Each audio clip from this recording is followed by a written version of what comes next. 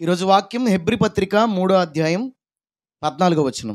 పాపము వలన కలుగు భ్రమచేత మీలో ఎవడును కఠినపరచబడకుండునట్లు నేడు అనబడు సమయం ఉండగానే ప్రతి దినమును ఒకనికొకడు బుద్ధి చెప్పుకొనుడి. హల్లెలూయా. పాపము వలన కలుగు భ్రమట అంటే పాపం ఎంత భ్రమ కలగజేస్తుందంటే, ఏదైనా పాపం చేయాలని నీకు ప్రేరేపణ వచ్చినప్పుడు, ఏదైనా పాపం చేసే అవకాశం నీ ముందుకు వచ్చినప్పుడు, ఏదైనా పాపపు ఆలోచన కావచ్చు, పాపపు ఉద్దేశం కావచ్చు, మరి ఏదైనా కావచ్చు, లేదా పాపపు సంగతి వినడం కావచ్చు, ఏదైనా నీ ముందుకు వచ్చినప్పుడు అది నీలో ఏం కలగజేస్తుంది అంటే ఒకలాంటి భ్రమ కలగజేస్తుంట. పర్లేదులే, ఈ ఒక్కసారికే కదా, ఈ ఒక్కసారికి చేస్తే తప్పే ఉంది, ఈ చిన్నదే కదా, ఇదే కదా, సరేలే అనుకుంటూ ఆ పాపములో మనం పడిపోతామట. పాపము వలన వచ్చే జీతం ఏంటి? మరణం. అంటే మనిషి చేసే ప్రతి తప్పిదానికి ఒక శిక్ష అంటూ ఉంది. పాపముతో గనక మనిషి చచ్చిపోతే అతనికి వచ్చే ఆ పర్యవసానం ఏంటి? మరణం. అయితే మరణం అంటే నరకం. కాబట్టి చచ్చిపోయిన తర్వాత కదా నరకం. బతికుండగా నరకం మనకు ఇప్పుడప్పుడే ఉండదు కదా. కాబట్టి చచ్చిపోయే ముందు ఒప్పేసుకుందాం. తెలివైన భక్తులు ఉంటారు కొంతమంది మన దాంట్లో. వీళ్ళు ఎలా అంటే నచ్చింది చూసేస్తూ ఉంటారు, నచ్చిన నోటికి వచ్చిన మాట మాట్లాడేస్తూ ఉంటారు, చెడ్డ వాటిని వినేస్తూ ఉంటారు, చెడు ఆలోచనల్ని నిరభ్యంతరంగా తలంచుకుంటూ ఉంటారు, చెడు క్రియల్లో చాలా స్వేచ్ఛగా పాలిభాగస్తులు అవుతూ ఉంటారు. అయ్యి తర్వాత యేసయ్య వచ్చినప్పుడు ఒప్పేసుకుందాంలే, లేదా నెలకొకసారి రొట్టె ద్రాక్షరసం ఇస్తారు కదా, ఆ రోజు ఒప్పేసుకుందాంలే, లేదనుకోండి ప్రభు రాకడకు ముందు ఒప్పేసుకుందాంలే. పాపము నిన్ను ఏ భ్రమలో తీసుకెళ్తుంది అంటే, ఇది పర్లేదులే, ఇది చేసినా పెద్ద శిక్ష ఏముండదులే. దావీదు తప్పు చేయలేదా? దేవుడిని ఒప్పుకుంటే క్షమించమని అడిగితే దేవుడు క్షమించలేదా? ఉందా? పేతురు తప్పు చేయలేదా? యేసుప్రభుని ఎరగనని మళ్ళీ యేసుప్రభు క్షమించలేదా? సంసోన్ తప్పు చేయలేదా? లాస్ట్ మినిట్లో ప్రాణం పోయే ముందు యేసయ్యా ఒక్కసారి నాకు బలం ఇవ్వగానే సంసోనికి దేవుడు బలం ఇవ్వలేదా? పాపము వలన కలుగు భ్రమ అంటే పాపానికి బలం, పాపానికి మూలం ఎవరంటే సాతాను. నువ్వు ఎప్పుడైతే పాపం నీ ముందుకు వచ్చినప్పుడు, పాపం చేసే అవకాశం నీకు వచ్చినప్పుడు, పాపం చేయాలనే ఆలోచన నీకు పుట్టినప్పుడు, లేదా పాపానికి నువ్వు ప్రేరేపించబడుతున్నప్పుడు, శోధించబడుతున్నప్పుడు అది ఒక భ్రమ కలగజేస్తుంది. అంటే సాతాను దాన్ని నీ చేత చేయించడానికి, పదే పదే నువ్వు అదే పాపంలో పడేలా చేయడానికి సాతాను ఏం చేస్తాడు? ఒకలాంటి భ్రమను కలగజేస్తాడు. బైబిల్లో అంటాడు, భ్రమపరుచు ఆత్మ అనేది ఒకటి ఉందట. పర్లేదులే, దేవుడు ప్రేమ గలవాడు, పర్లేదు దేవుడు క్షమించేస్తాడు, దేవుడు భక్తులను క్షమించలేదా, పర్వాలేదులే ఒక్కసారికే కదా, నువ్వు పదే పదే ఏమైనా పాపం చేస్తున్నావు ఏంటని సాతాను ఎలాంటి భ్రమ కలగజేస్తాడు తెలుసా? అది ఒక్కసారితో పోదు. నువ్వు ఏదైనా పాపాన్ని అలవాటు చేసుకునే వరకే నీ పరిశుద్ధత. ఒక్కసారి గనక పాపం చేసి దాని విషయంలో సరైన పశ్చాత్తాపం పడకుండా గనక నీ జీవితాన్ని కొనసాగించావంటే అదే పాపంలో పదే పదే పదే పదే పడతావు. చివరికి ఆ పాపానికి అలవాటు పడిపోయి ఏమంటావు తెలుసా? పాపం చేసినా పర్లేదంట అంట. యేసయ్యట నా గత పాపాలే కాదు, నా భవిష్యత్తు పాపాలు కూడా క్షమించేసాడట.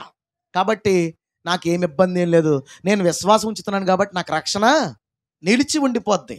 కానీ నిజానికి ఇదిగో ఒకసారి వెలిగింపబడి బుద్ధిపూర్వకంగా పాపం చేసిన వాడు తీక్షణమైన అగ్ని కొరకు, ఆ యొక్క తీర్పు కొరకు ఎదురు చూడాల్సి ఉంటుంది. ఇప్పుడు ఏదో సాధించాడండి ఒక అబ్బాయి, స్కూల్లో చాలా బాగా ఫస్ట్ ర్యాంక్ సాధించాడు. నీ కొరకు అగ్ని ఎదురు చూస్తుందంటే అంటే అర్థం ఏంటి? అదేనా సంతోషదాయకమైందా? జనరల్గా సాధించిన వాడికి ఏం ఎదురు చూస్తున్నారు? నీ కోసం సన్మానం ఎదురు చూస్తున్నాయి, నీ కోసం పువ్వులు ఎదురు చూస్తున్నాయి, నీ మీద చల్లుతారు. ప్రభు ఏమంటున్నాడు తెలుసా?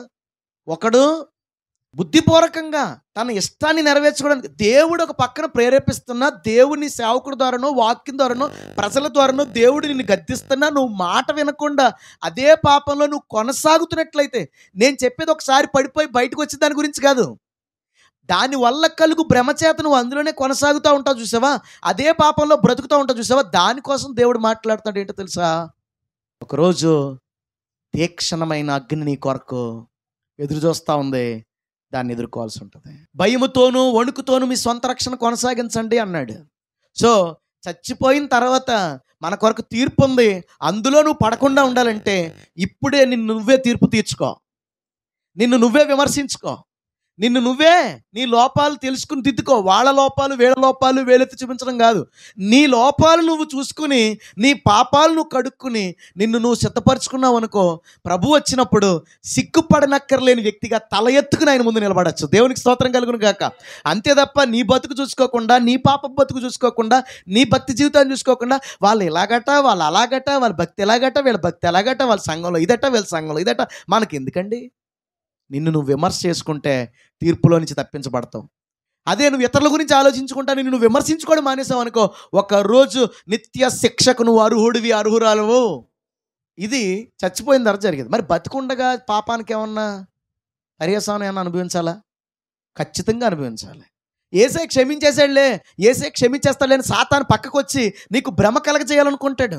నేను చెప్పాలనుకుంటుంది అసలు మారు మనసు లేని క్రైస్తవుడి గురించి కాదు, అసలు యేసుప్రభుని ఎరగని అనుజనుడి గురించి కాదు, అసలు ప్రార్థన కూడా కనీసం చేసుకోని వ్యక్తుల గురించి కాదు నేను చెప్పేది. యేసుప్రభు నందు విశ్వాసం ఉంచి మారు మనసు పొంది ప్రతిరోజు అంతో ఎంతో ప్రార్థన చేసుకునే క్రైస్తవులతో దేవుడు ఈరోజు మాట్లాడుతున్న మాట, జాగ్రత్త. పాపము వలన ఒక భ్రమ కలుగుతుంది. ఆ భ్రమ నిన్ను నిత్య నరకానికి తీసుకెళ్ళిపోద్ది. అంతేకాదు, నీవు చేసిన ఆ పాపము భయంకరమైన పర్యవసానాలకి కారణమవుతుంది. ఎలాగండి? మీరు చెప్పితే సరిపోద్దా? బైబిల్లోని చూపించండి. బైబిల్లోంచే ఈరోజు చూపించబోతున్నాను. భక్తులు చేసిన తప్పులు, దానికి కలిగిన పర్యవసానాలు. నేను మామూలు నా మారు మనసు లేనోడి గురించి, అసలు యేసుప్రభుని ఎరగనోడి గురించి చెప్తలేదు. అప్పుడప్పుడు చర్చికి వెళ్ళే వాళ్ళ కోసం చెప్తలేదు. రెగ్యులర్గా చర్చికి వెళ్తూ ప్రతిరోజు అంతో ఎంతో ప్రార్థన చేసుకుంటున్న ఓ క్రైస్తవుడా నీతో చెప్తున్నాడు దేవుడు. ఏంటో తెలుసా? నువ్వు భక్తుడివే దేవుని దృష్టిలో అయితే భక్తులు చేసిన తప్పులు నువ్వు చూసి ఆ తప్పుల తర్వాత వాళ్ళు కలిగినటువంటి పర్యవసానాలు కనుక నువ్వు చూసావనుకో, నువ్వు తప్పు చేసే ముందు, అనగా పాపం చేసే ముందు ఒకసారి ఆలోచిస్తావు. ఒకవేళ పొరపాటున పాపంలో పడిపోతే ఒళ్ళు దగ్గరెట్టుకుని పశ్చాత్తాపడి మరలా ఆ పాపం జోలికి వెళ్లకుండా జాగ్రత్త పడతావు. అట్టి కృప దేవుడు మనందరికీ అనుగ్రహించును గాక. చిన్న ప్రార్థన చేసుకుని వాక్యాన్ని కంటిన్యూ చేద్దాం.